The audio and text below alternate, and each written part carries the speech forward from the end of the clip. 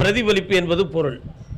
ஆனால்தான் நம்முடைய கோயிலில் இருக்கக்கூடிய கருப்பசாமிக்கு உயிர் பலி கிடையாது, கிடாய் வெட்டுதல் கிடையாது, எந்த பலிகளும் கிடையாது. சாமிக்கு படையல் கனிகள், உணவு வகைகள், யதார்த்தமான பொருள்களை மட்டும்தான் படைத்து நம்ம கும்பிடுறோம். ஆனாலும் இந்த தெய்வத்தை தென் மாவட்டங்களில் பார்த்தீங்கன்னா முனியாண்டின்னு ஒரு சாமி இருக்குது, முனீஸ்வரன்.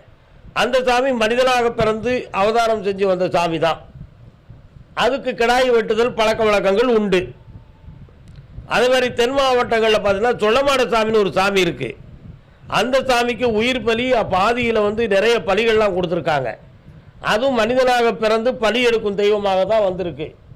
அந்த தெய்வத்தை மாதிரியே வடிவத்தை அமைத்து கையில் அருவாளை கொடுத்த காரணத்தால் இதுக்கும் ஒரு கிடாயை வெட்டிடலாமே அப்படி நினச்சி மனுஷன் செஞ்ச ஒரு கோலம்தான் இந்த கருப்பசாமியை சிறு தெய்வம்னு ஒவ்வொருத்தரும் நினைக்கிறதுக்கு காரணம்.